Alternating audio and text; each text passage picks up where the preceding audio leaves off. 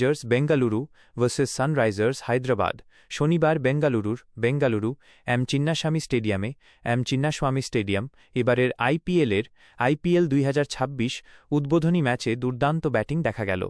Sunrisers হায়দ্রাবাদের পর royal Challengers বেঙ্গালুরুও অসাধারণ ব্যাটিং করল। আইপিএল 2026 ওপেনিং ম্যাচ জয় দিয়েই আইপিএল 2026 অভিযান শুরু করল গতবারের চ্যাম্পিয়ন রয়্যাল চ্যালেঞ্জার্স। শনিবার ঘরের মাঠ চিন্নাস্বামী স্টেডিয়াম সানরাইজার্স হায়দ্রাবাদকে Royal Challengers Bengaluru versus Sunrisers Hyderabad সহজেই হারিয়ে দিল আরসিবি। এদিন টসে জিতে প্রথমে ফিল্ডিংয়ের সিদ্ধান্ত নেন আরসিবি অধিনায়ক রজত পাটিদার। তাঁর এই সিদ্ধা ঠিক কি না সে বিষয়ে আলোচনা শুরু হয়েছিল। প্রথমে ব্যাটিং করতে নেমে 9 উইকেট হারিয়ে 201 রান করে হায়দ্রাবাদ। অধিনায়ক ঈশান কিষান অসাধারণ ব্যাটিং করেন। তিনি 38 বলে 80 রান করেন। তাঁর ইনিংসে ছিল 8টি বাউন্ডারি ও 5টি ওভার বাউন্ডারি।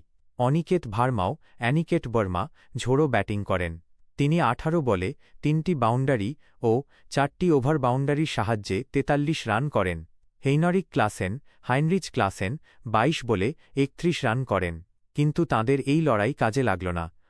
আরসিবি হয়ে ঝোড়ো ব্যাটিং করেন দেবদত্ত পাদিক্কাল। 3 নম্বরে ব্যাটিং করতে নেমে তিনি 26 বলে 61 রান করেন। তাঁর ইনিংসে ছিল 7টি বাউন্ডারি ও 4টি ওভার বাউন্ডারি। বিরাট কোহলি 38 বলে 69 রান করে অপরাজিত থাকেন। তিনি 5টি করে বাউন্ডারি ওভার বাউন্ডারি মারেন।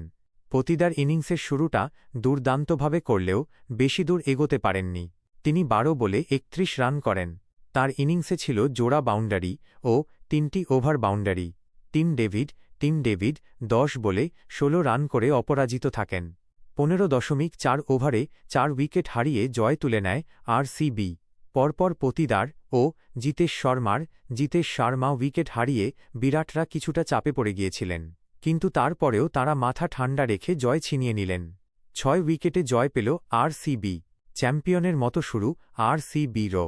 202 রানের টার্গেট তাড়া করতে নেমে 15.4 ওভারে জয় ছিনিয়ে নিয়ে বিরাটরা বুঝিয়ে দিলেন তাঁরা এবারের আইপিএলেও চ্যাম্পিয়ন হওয়ার অন্যতম দাবিদার।